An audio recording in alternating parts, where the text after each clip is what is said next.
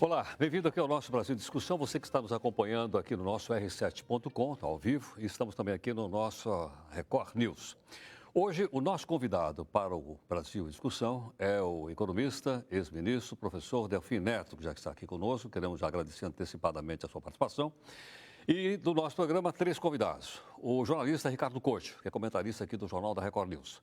O professor Délcio Zilberstein, que é professor da Universidade de São Paulo. E também o nosso companheiro aqui do R7.com, que é o Gustavo Reiterich. Professor Delfim, muito obrigado aqui pela gentileza, pela participação aqui em nome dos nossos internautas e telespectadores. Muito obrigado. Muito obrigado a vocês, é uma grande alegria estar aqui e é uma honra participar dessa reunião com tão ilustres companheiros. Ok, vamos ver então o nosso vídeo de apresentação. Um observador da economia brasileira. Antônio Delfim Neto formou-se em 1951 pela Faculdade de Economia e Administração da Universidade de São Paulo. Foi secretário de Finanças do governo de São Paulo, ministro da Fazenda, ministro da Agricultura, ministro-chefe da Secretaria de Planejamento da Presidência da República e embaixador do Brasil na França. Também exerceu o cargo de deputado federal. O economista tem a trajetória profissional intimamente ligada à história do Brasil. Foi mentor da política econômica brasileira durante os governos militares Costa e Silva, Médici e Figueiredo. Delfim Neto ficou famoso por comparar o crescimento econômico do Brasil a um bolo. Seria preciso esperar o bolo crescer para depois reparti-lo. A frase foi criada em pleno milagre brasileiro, período em que as taxas de crescimento da economia brasileira eram as mais altas do mundo. Antônio Delfim Neto é também autor de vários livros. Costuma dizer que a inflação aleija, mas a crise cambial mata. Professor Delfim, eu vou contar aqui para o nosso internauta e telespectador que um pouquinho antes aqui do programa entrar no ar, a gente estava conversando e o senhor fez uma afirmação bastante enfática dizendo o seguinte: o mundo está em pedaços. Eu gostaria de repetir para que o senhor respondesse novamente se é o mundo que está em pedaços ou se é o capitalismo que está em pedaços. Essa é uma pergunta interessante, mas antes, se você me permitisse, eu gostaria de fazer duas pequenas observações sobre essa introdução generosa. A primeira é que essa frase não é minha. Do bolo crescer? Essa é uma frase muito interessante, que eu acho que foi inventada pelo Fernando Henrique, quando ele pensava que era socialista. e era uma frase de debate. Quer dizer que a frase é dele, então? Mesmo porque, num regime de economia de mercado, é impossível crescer sem simultaneamente distribuir, de uma certa forma. E a segunda é que essa segunda frase é muito boa, bem que eu gostaria que fosse minha, mas é do Mário Simonsen. É que a inflação aleja, mas o câmbio mata. Sim. Agora, quanto a você, o capitalismo não é uma coisa. O capitalismo é um processo. Você é um historiador, sabe disso melhor que eu. O capitalismo não foi inventado por ninguém.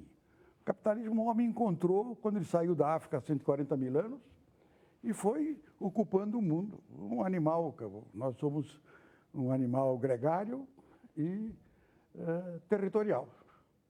Fomos nos distribuindo em tribos e construindo algum mecanismo para sobreviver. Essa economia que está aí, esse mecanismo, onde você tem um Estado que tem que ser constitucionalmente sólido para dar as garantias de funcionamento do mercado, e tem que ter suficiente força para controlar o mercado, porque o mercado não existe sem o Estado, mas o mercado sozinho é uma tragédia. A ideia de que o mercado tem equilíbrio interno, de que o mercado tem moralidade, tudo isso é invenção de economista. Este mecanismo se aperfeiçoa a cada crise, ele vai se mudando, vai se apresentando diferente.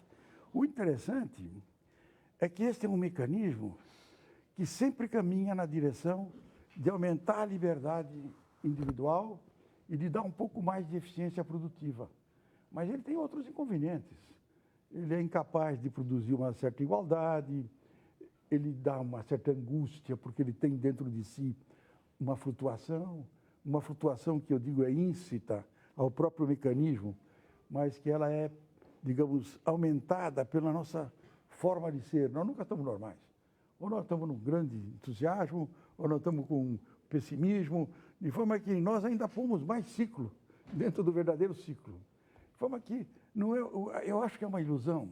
Cada vez que se inventou que era o fim do capitalismo, aparece um cérebro peregrino e diz: deixa que eu vou fazer um homem novo.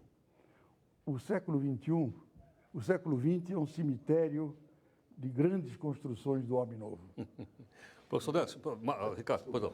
Eu estava comentando antes do programa começar que nós somos mais ou menos contemporâneos.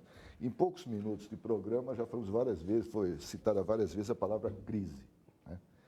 E desde que a gente se conhece, desde que eu me conheço, por exemplo, comecei a trabalhar como jornalista, o Brasil está em crise, né?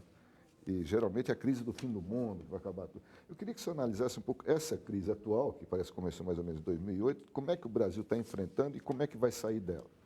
Essa é uma crise completamente diferente das tais crises normais, ou, digamos, íncitas ao capitalismo, que, em geral, são crises, digamos, de crédito. Esta crise foi, na verdade, uma crise produzida originalmente. Se você me permitir, só um minuto de digressão. Esta crise, ela é produto de uma repetição do que aconteceu em 29. Se a gente lê o relatório Pécora, que foi o relatório que deu origem à lei Stiglitz, que controlou com Roosevelt a crise de 29, você vai ver que as suas origens são exatamente as mesmas.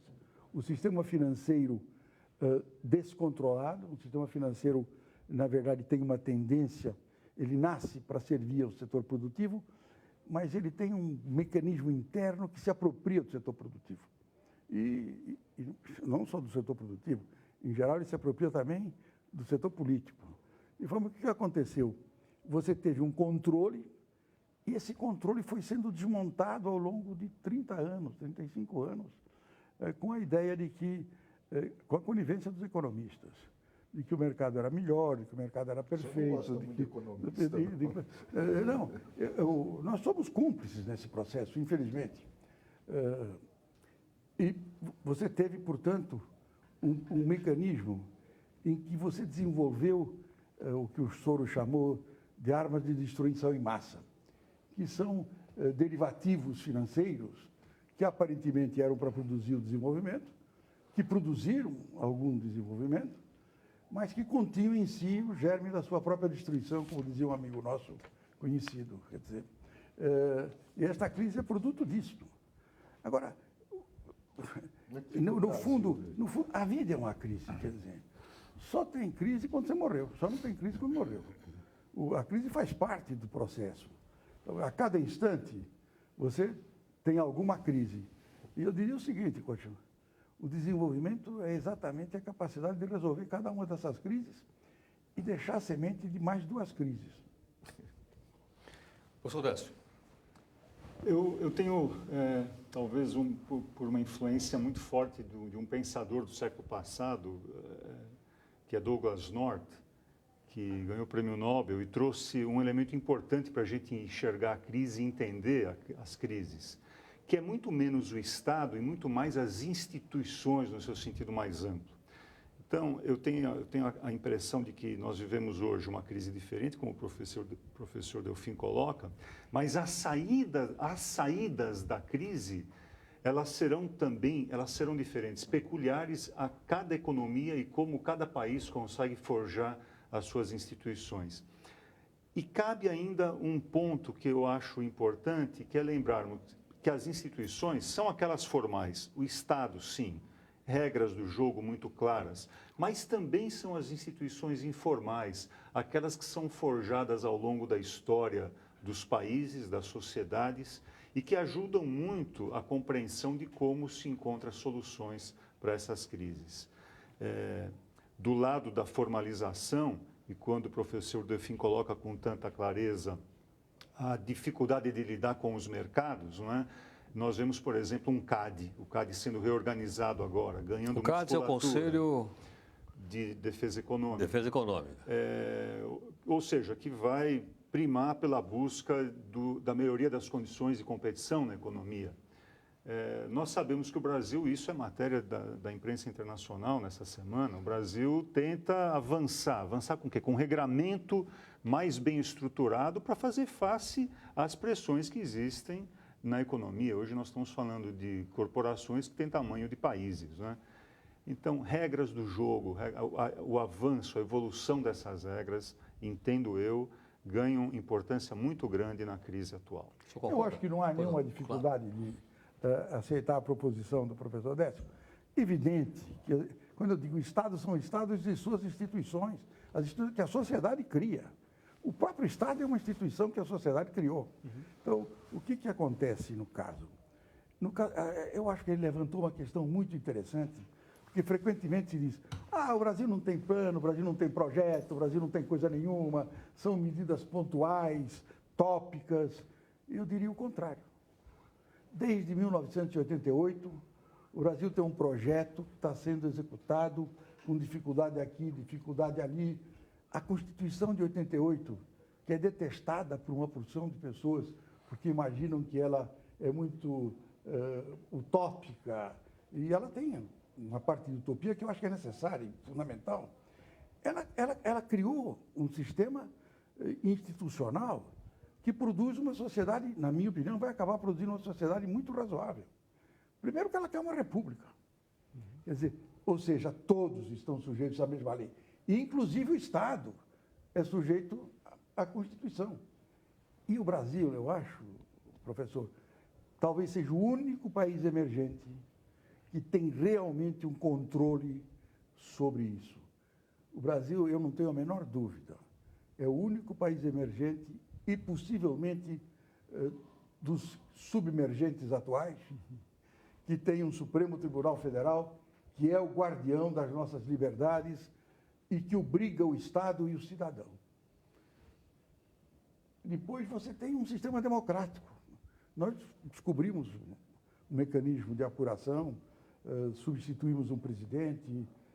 Funciona tão bem que esse presidente depois foi inocentado, porque não tinha provas, o que prova que funciona, e voltou como senador.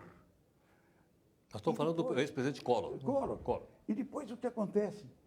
Ele tem algumas coisas que ele quer uma sociedade razoavelmente justa. Ele quer uma sociedade onde haja um pouco mais de igualdade de oportunidades. Quer dizer, tudo isso vai criando instituições que vão nos conduzindo nessa direção. É uma corrida de obstáculos. Tem dificuldade aqui, dificuldade ali, mas hoje eu tenho uma grande convicção de que nós temos uma linha. E é óbvio que são as instituições que acabam controlando esses movimentos. Instituições que são produzidas pelo homem. Professor, na esteira do que o Ricardo perguntou e do que o senhor está falando, a gente estava comentando antes do programa começar que o senhor tem uma perspectiva muito otimista para o crescimento do Brasil, do PIB, né? Eu queria que o senhor comentasse um pouco sobre isso e entrasse um pouco falando dessa perspectiva do plano brasileiro, como se encaixaria aí esse pacote de privatizações que a Dilma lançou recentemente? Bom, deixa eu te dizer, com 84 anos, se você fosse pessimista, você é um cretino.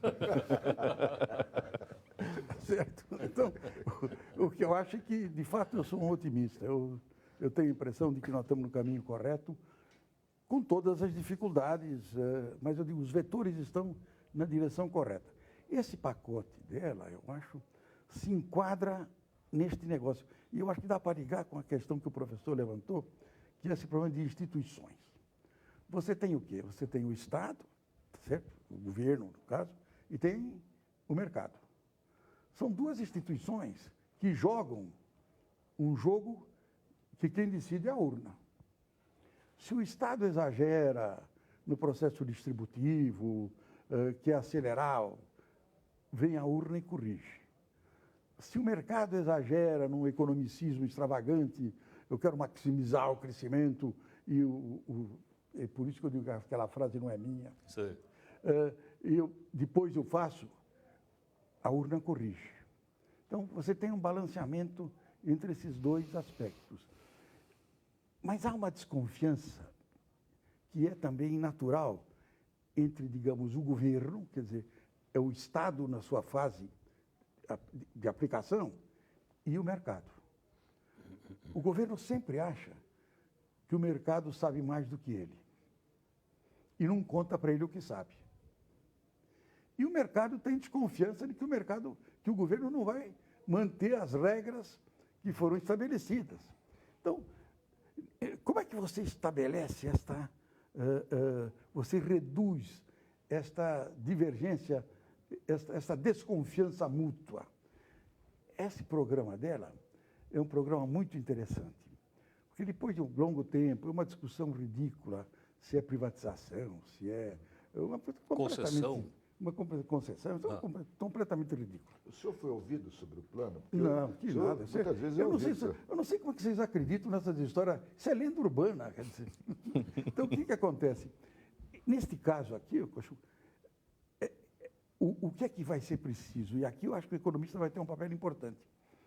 É formular mecanismos de leilão que realmente obrigue o setor privado a saber o que ele, a contar o que ele sabe, e que obrigue o Estado a cumprir as regras institucionais que foram criadas no leilão.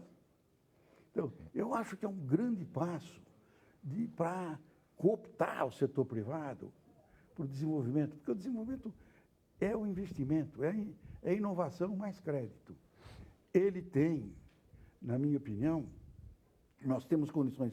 Esse é um negócio que vai demorar talvez 10 meses, 12 meses, para começar você a sentir os seus efeitos. Mas as pessoas antecipam.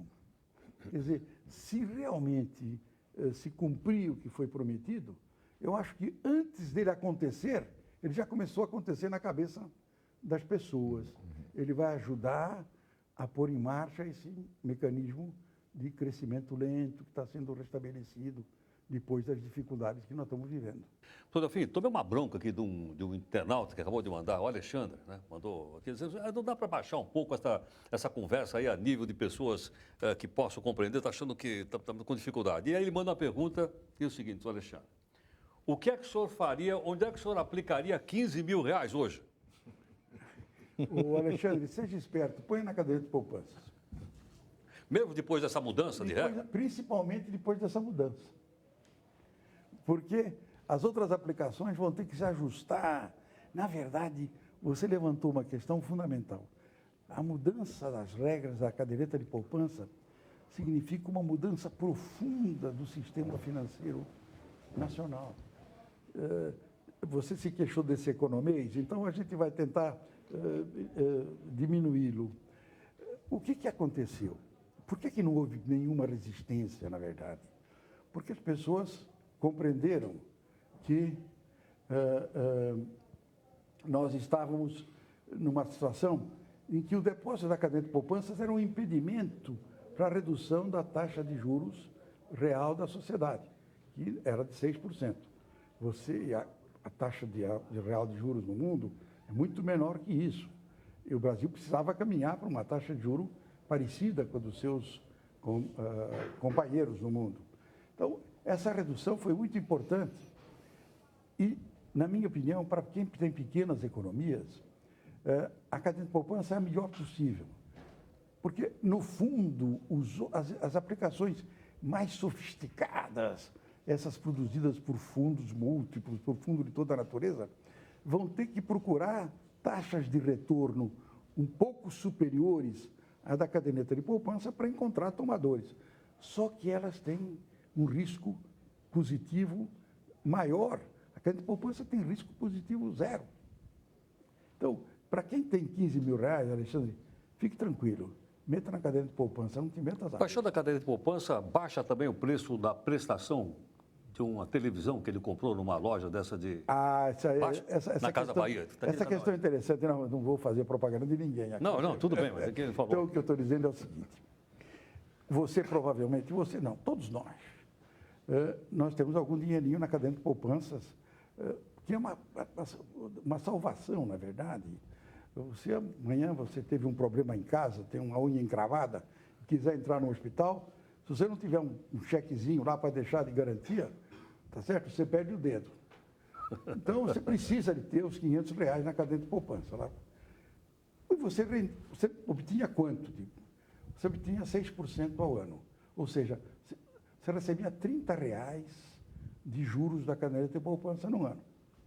Mas você, que é um sujeito que gosta de assistir seu jogo de futebol, provavelmente um corintiano com cerveja gelada, para provocar um pouco o Heródoto aqui, você precisava comprar uma geladeira. Essa geladeira custa R$1.000, provavelmente, e você comprou numa casa que vende a prestação. Só que lá, você pagava 8% ao mês na prestação. Então, você tinha R$500 na caderneta de poupança, ela rendia para você R$30. Você comprava a geladeira por R$1.000 e pagava todo mês R$80 de juros. Paguei tem um C, com C cedilha, inclusive, hein? A baixa da caderneta de poupança, obrigar aquele sujeito que vendeu a geladeira a reduzir os juros, digamos, para 6%. Você vai ganhar na caderneta de poupança agora 5%, portanto, R$25. Mas você vai pagar como juros R$50. Ou seja, você ganhou R$25. É por isso que ninguém reclamou. Porque a sociedade é muito mais esperta do que a gente pensa. Eu estava brincando aqui antes de começar esse negócio, que quando eu vi a minha avó comprar berinjela em unidade real de valor, a URV, você não deve lembrar disso, que provavelmente você não tem um osso. Eu vi que o Brasil se ajusta. E a mudança na caderneta de poupança é a prova de que o brasileiro tem uma intuição das coisas. Professor, o senhor já foi muitas coisas na vida, como nós vimos na abertura do programa, mas me parece que é hoje o grande conselheiro econômico nacional, e essa pergunta do Alexandre prova isso. As pessoas querem saber o que fazer, como aplicar o dinheiro e tal. Já há algum tempo, né, não é lenda urbana, né? Eu sei que na época do governo Lula, isso me lembro bem, o senhor era um dos economistas que o então presidente ouvia sobre a situação do país e tudo. E me lembro também que no final da década de 70, quando o Lula surgiu, né, uma das coisas dele foi no sindicato pedir um reajuste maior de salários, porque disse que o índice de inflação do governo, o índice Delfim, era manipulado e tudo. Aí, passados 30 anos, o senhor fez um monte de coisa e realmente no governo Lula foi um dos economistas que o presidente ouvia. Como é que se deu essa aproximação? Qual foi a mudança que se operou no senhor e o que o senhor acha que aconteceu com o ex-presidente Lula? Na verdade, é um pouco de lenda. Quer dizer, eu, de fato, o Lula me honrava com alguns convites para conversar, para discutir. Mas eu conheço o Lula desde 1982, 81, 82, quer dizer. E sempre tivemos uma amizade e um respeito mútuo muito grande. Ele era um líder. O Lula é um gênio. Eu sempre brinco, o Lula é um diamante bruto. Eu digo, Décio, se ele tivesse feito a USP, nós estávamos perdidos. Que nós tínhamos ensinado para ele Aristóteles, feito uma porção de coisa, ia inibir a sua criatividade. De forma que, então, o que acontece é o seguinte, ele intuiu rapidamente que aquelas ideias mirabolantes não funcionavam. Quer dizer, foi uma grande... e intuiu mais. Intuiu que tinha sido feito já um grande caminho na direção a que eu apontei e que faltava, na verdade, uma inclusão social. Foi essa inclusão social que permitiu expandir essa classe média que nós estamos vivendo hoje, essa expansão. E eu acho que também ele entendeu uma coisa importante, que é a revolução demográfica que aconteceu. Quando eu era moço, sempre brinco na Idade Média, um dos maiores problemas, eu e o Roberto Campos, que era uma figura extraordinária, uma inteligência absolutamente privilegiada, e o Campos me dizia, Delfim, não tem solução. Nós vamos ser com 400 milhões de habitantes. Quando chegar lá em 1980, 90, isto vai ser uma porcaria que não tem jeito. E se namorava, inclusive, com o controle de natalidade. O Vaticano pôs a mão. Então, o que aconteceu? Houve um processo, uma mudança completa. As mulheres aprenderam muito mais rapidamente que os homens. Elas se educaram. Naquele tempo que nós estávamos discutindo, cada mulher deixava 6 filhos. Hoje, cada mulher não chega a deixar 2 filhos. Isso não dependeu de ninguém.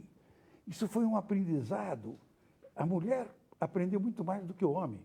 Por isso que eu brinco hoje, nós estamos na mão de um matriarcado e eu estou me sentindo muito bem. E você aqui no R7.com e também na nossa Record News está acompanhando hoje o nosso prazer de discussão com o nosso convidado, que é o professor Delfim Neto, ex-ministro da Fazenda, também da Agricultura, e os nossos convidados, perguntadores, o jornalista Ricardo Corte, aqui da Record News, o professor Décio Zilberstein, professor da Universidade de São Paulo, e o nosso companheiro, o Gustavo Heinrich, que é aqui do nosso R7.com.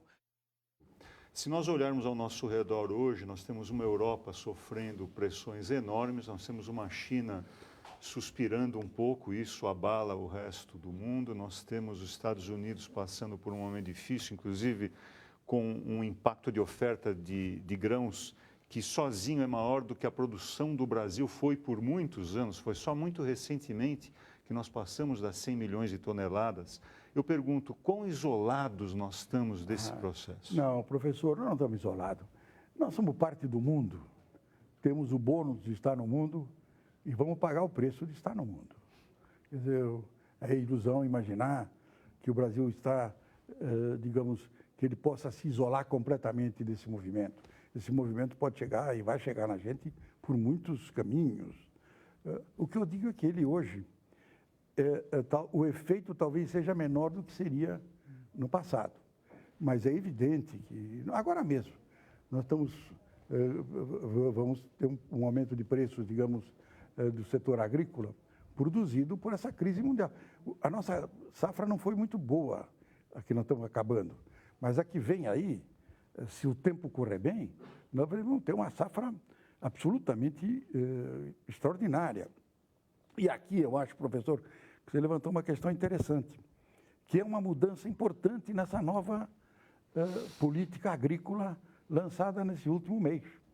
Quer dizer, onde o governo deu uma ênfase muito grande ao crédito agrícola, ao seguro agrícola e, mais do que isso, a prestação de assistência para reduzir os diferenciais de produtividade entre as propriedades de diversos tamanhos. Porque isso tenha sido abandonado. As Embrater, toda aquela assistência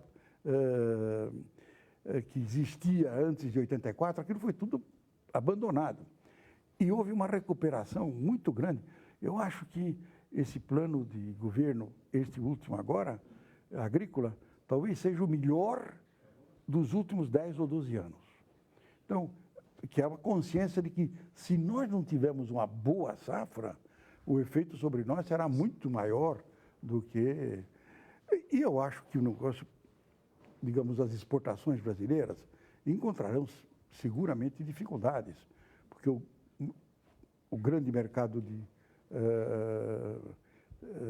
produtos industriais, que era a Europa, que os Estados Unidos, estão em dificuldades, os mercados que precisam de alimentos vão crescer um pouco menos, mas é verdade que aí a elasticidade é relativamente pequena.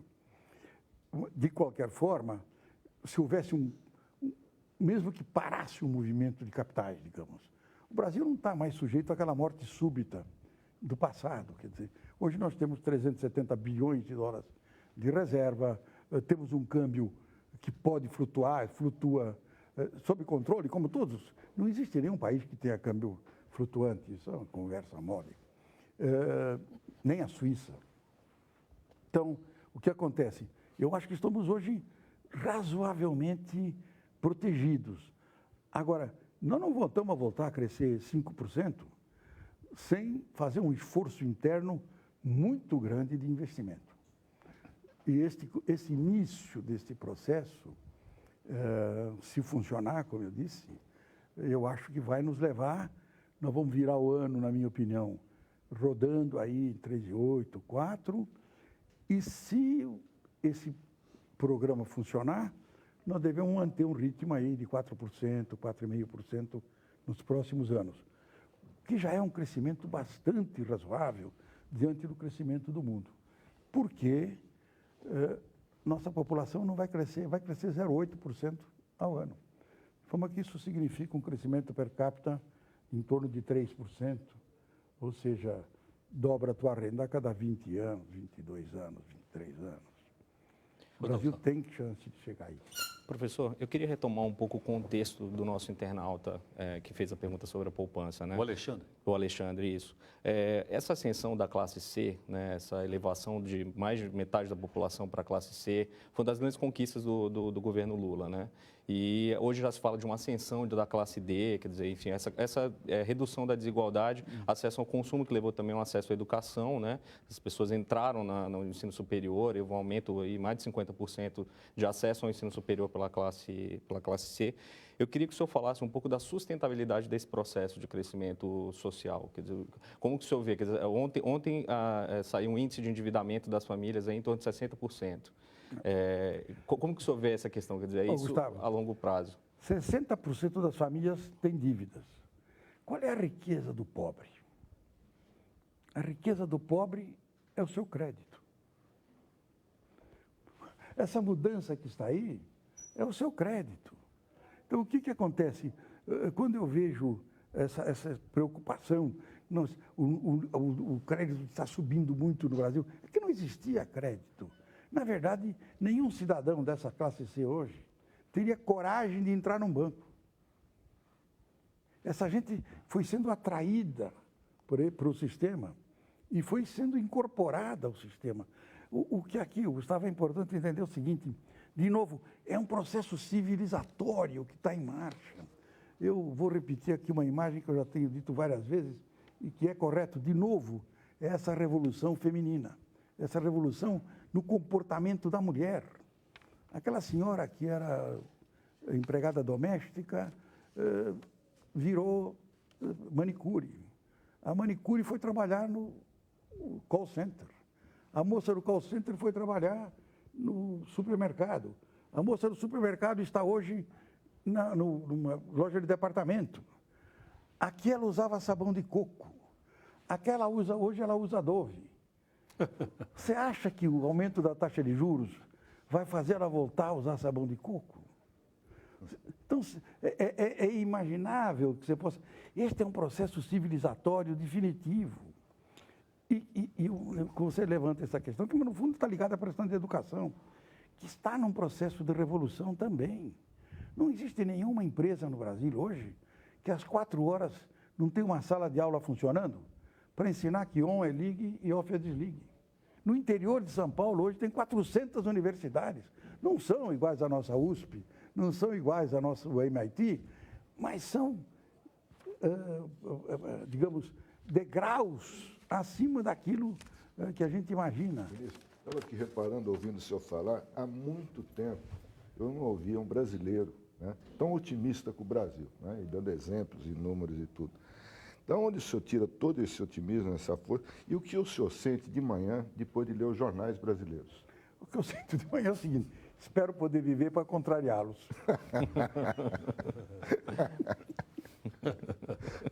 Rodolfo, o impostômetro, essa semana, bateu em R$ 1 trilhão. Nós pagamos já R$ 1 trilhão de impostos com 15 dias de antecedência. É até uma marca histórica. As perguntas aqui dos internautas são o seguinte: o que a gente pode fazer? Essa carga tributária que nós temos aí, ela é justa, ela é injusta, mais ou menos 34% ou 35% do PIB, e é essa carga ideal para que o país continue crescendo? Ou, em outras palavras, como diz um aqui, nós gastamos mal o dinheiro dos impostos arrecadados? Deixa eu dizer uma coisa, essa é uma questão fundamental. Quando nós crescemos durante 32 anos, a média de 7,5% ao ano, 32 anos seguidos, né? Com flutuações, obviamente, estou falando na média, que é o crescimento chinês. Qual era a carga tributária bruta nesse instante? Era da ordem de 24%. Ou seja, o governo vinha, tomava 24% de tudo que que nós produzíamos. Tomava 24% do saco de milho, 24% dos automóveis. Eu sempre brinco que só de alfafa é que ele tomava 100%. Para alimentar, mas de qualquer forma. E quanto ele investia? Ele investia 4,5% do PIB. Não pode haver nenhuma dúvida que você pode ser gostar do Estado, achar que o Estado é ruim, que o Estado é bom. O Estado é menos eficiente que o setor privado. E isso também, qualquer avô da gente, o que é que dizia para a gente? Cuida, filho, que é o olho do dono que engorda o boi. Simplesmente está dizendo o seguinte, se você estiver olhando, as coisas são melhores. O que aconteceu agora, hoje? Vamos supor agora essa tua questão. Nós estamos recolhendo 36%, 35% do PIB. E quanto nós investimos? Menos de 2%. Então, é só pensar o seguinte, Gustavo. O setor menos eficiente se apropriou de mais recursos.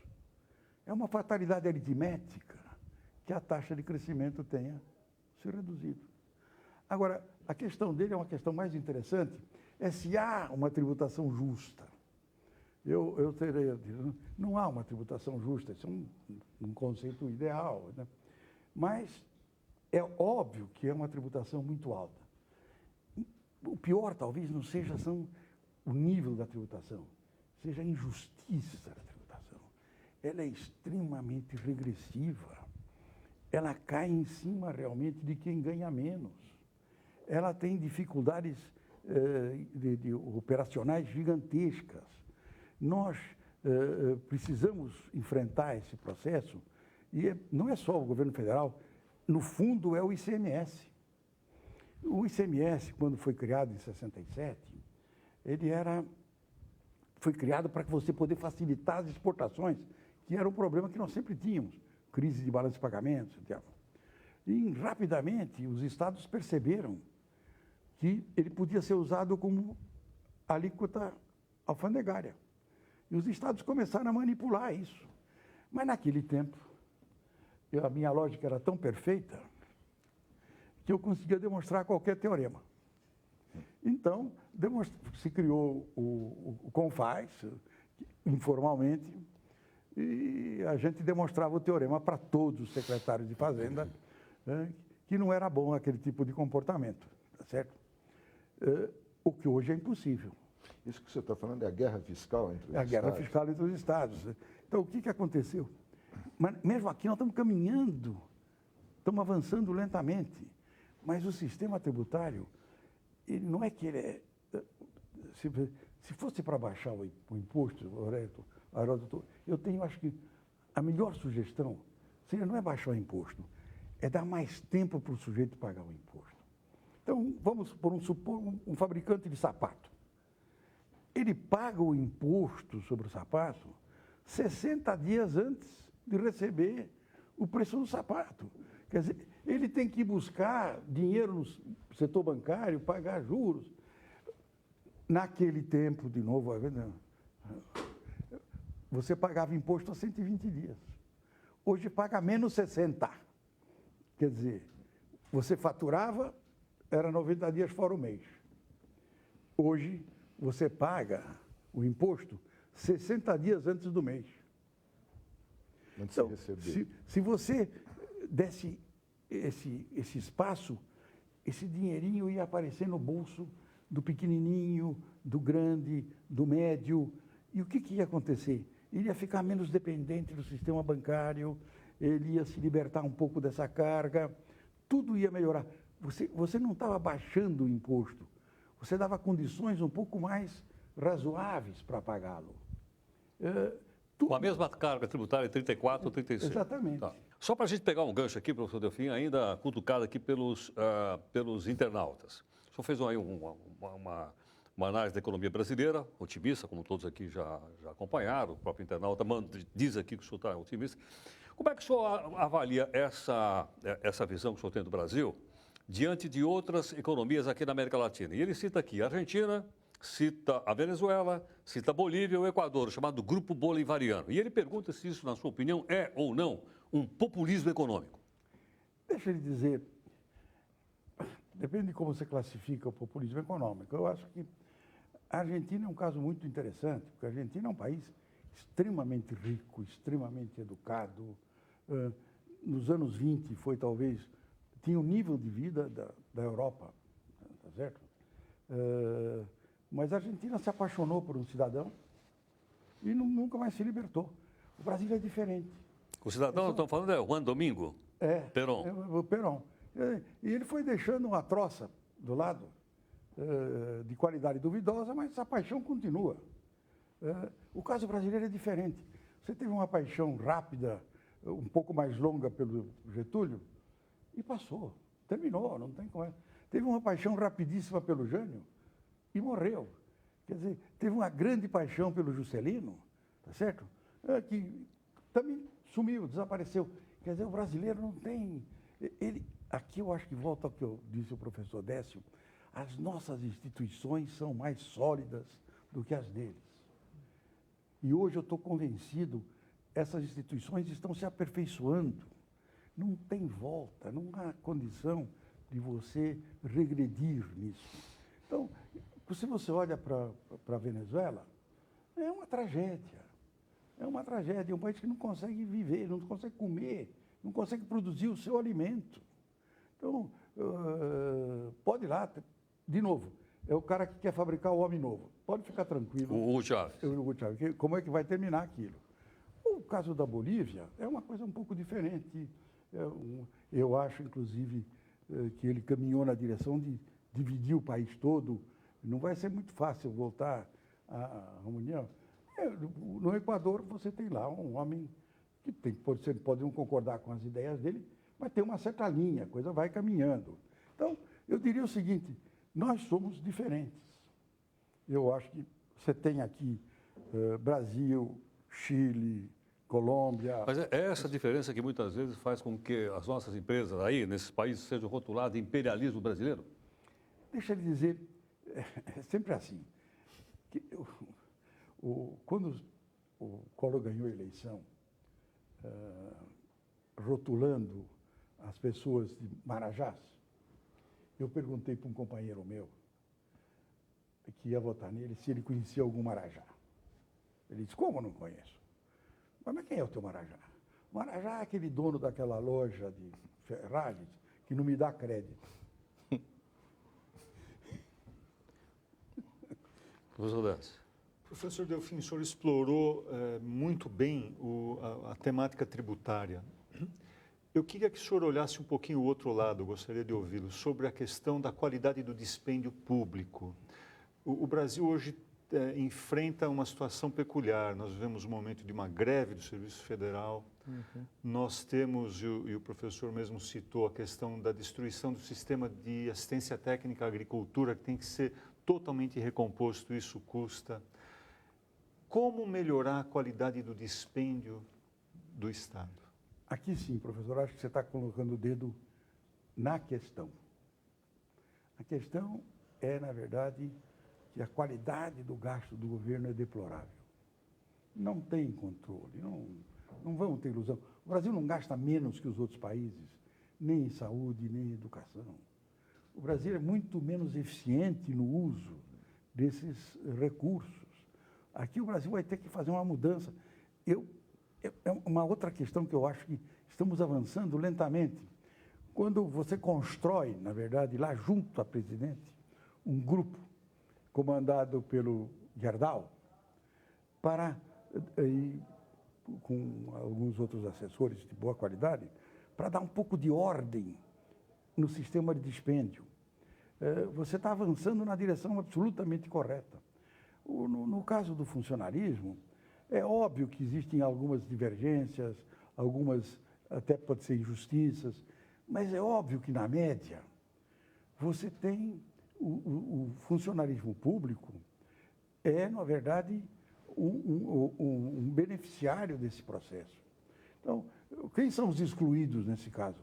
São os 196 milhões de brasileiros que não são funcionários públicos. Que não tem estabilidade.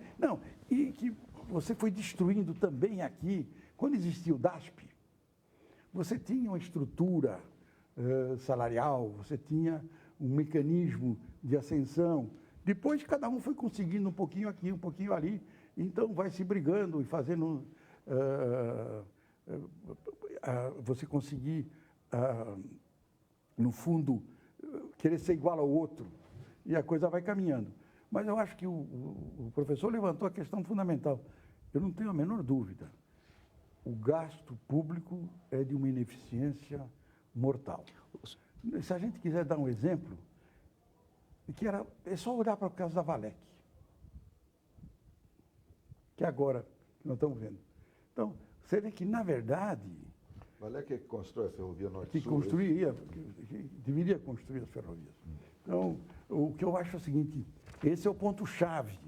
Agora, esse é um ponto em que o próprio Estado está se preparando muito lentamente, tem melhorado a qualidade do novo funcionalismo. E eu acho que vai continuar melhorando. Mas nós estamos longe ainda, professor, de uma administração razoável. Ministro, o senhor avalia como correta, então, essa posição da presidenta Dilma de endurecimento em relação... que foi notório o endurecimento das negociações em relação à postura do presidente Lula, né? A Dilma, ela negociou menos, ela foi menos flexível nas negociações com os servidores. O senhor avalia como correta essa postura dela? Gustavo, vamos pensar um pouquinho. Se você pegar os últimos 5 anos ou 6 anos, um pouco mais até 8 anos, você vai ver que o salário real pode ter problemas dentro do funcionalismo. Uma classe ficou atrasada, uma coisa. Mas se você pegar a média, você vai ver o seguinte, os salários reais cresceram em torno de 4%. E o efetivo cresceu em torno de 2%. Ou seja, você teve um crescimento de apropriação da renda de 6%. E no setor privado? Cresceu, na verdade, 2%. Ora, é óbvio que um emprego público não é só o seu salário. Não é que o salário hoje seja menor. Ele é até um pouco maior. Mas ele tem vantagens que agora estão sendo reduzidas, porque com a nova lei do funcionalismo público, ele também vai constituir... Mas até agora, isso vai durar ainda 40 anos. Isso, na minha opinião, Gustavo, tem uma prova objetiva. É quantos brasileiros com curso secundário completo e com curso universitário concreto tem fazendo cursinhos para prestar concurso para ser funcionário público. 10 milhões. Quantidade, 10 milhões de pessoas. 10 milhões. 5% do país. Fazer concurso do setor público. É isso mesmo. Então, o que eu digo é o seguinte, é óbvio que a sociedade enxerga o quê? A minha segurança está no setor público. Um detalhe que me chamou a atenção, eu queria que o senhor comentasse, quem comandou essa greve, os líderes da greve, são exatamente dos setores que ganham mais, que tiveram aumentos maiores nos últimos anos. E aí se inclui a Polícia Federal, por exemplo, né, que fazem greve armados, né? Isso não é perigoso? Quer dizer, você está criando uma casta de funcionários muito bem pagos e que cada vez querem mais, e a gente sabe que tem na base do funcionalismo funcionários ganhando muito mal. Mas é isso que eu digo. É uma diferença cada vez maior. Você jogou fora aquela hierarquia salarial que tem que ter em qualquer organização. Então, mas eu queria só completar a resposta. O que ela fez foi simplesmente o seguinte, na minha opinião, olhando assim de longe, a estimativa de inflação nos próximos anos é um pouco menor do que 5%. Se eu disser para você, você vai ter 5% ao ano nos próximos 3 anos, eu estou te dando a correção da inflação, que foi isso. E ficou na sua posição. E praticamente, hoje acho que sobraram 2 ou 3 categorias. Nós precisamos de uma lei que controle isso. Nós não podemos ficar, na verdade, com mecanismos como esse, em que o poder armado faz greve. Quer dizer, não tem cabimento isso. Mas isso precisa de uma lei. A lei está lá, prevista na Constituição, vai ter que mandar para o Congresso alguma dessa lei, vai ter que procurar mecanismos de equilíbrio, eles vão montar os seus lobbies, e a sociedade civil tem que montar o seu lobby. A sociedade civil tem que entender o seguinte, quem são os excluídos? São os 196 milhões que não são funcionários públicos. Ponto. Nós estamos terminando. Coach, você quer fazer uma última pergunta de Eu política? queria fazer só uma pergunta. Vai perguntar para ele que ele vai votar para prefeito ou não? Eu sei que ele é coordenador, um dos coordenadores do programa de governo do Gabriel Chalita, que é candidato aqui em São Paulo. Queria que falasse um pouquinho sobre o clima das eleições, como é que o senhor está vendo, comparando, o senhor foi deputado federal por muitos anos, que conhece Brasília, o Congresso nessa... E como é que está a situação política hoje do país? Falou o tempo todo de economia e a política.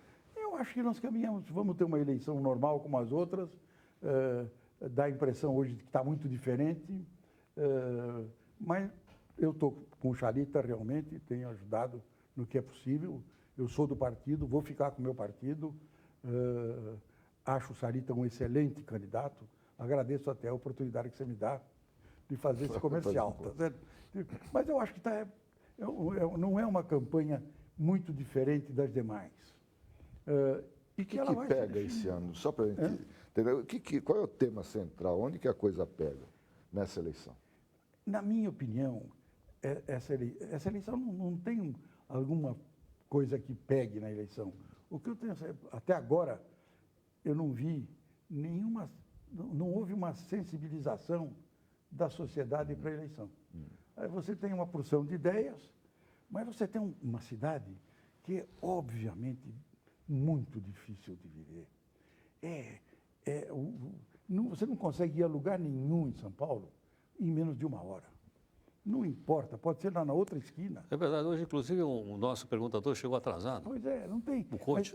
Mas esse problema... Normalmente você não anda, quando tem um incêndio no caminho. Esse problema da mobilidade urbana, eu acho que é uma das coisas mais trágicas, porque eu vou dizer só um minutinho. Foi claro. Eu moro em Cotia, morava em Cotia até há pouco tempo. Eu saía de Cotia às 5 da manhã para poder chegar no escritório às 6h05. Se eu saísse às 5h30, chegava às 7h30. E se eu saísse às 8h, chegava em torno de 9h30. Então, ou seja, você tornou impossível a vida. Você gasta o seu tempo todo no automóvel. Ok. Professor Delfina, professor, muito obrigado pela gentileza, pela participação conosco aqui no nosso Brasil em Discussão, pelo debate amplo. Até todo mundo perguntou o que achou que devia perguntar ao senhor, inclusive aqui os internados. Muito obrigado pela participação. Muito obrigado a vocês, muito obrigado aos meus caros colegas e fiquei muito feliz de ter estado aqui com os senhores. Ok. Obrigado ao Ricardo Couto, professor Décio Silberstein, também ao nosso companheiro, o Gustavo Heidrich.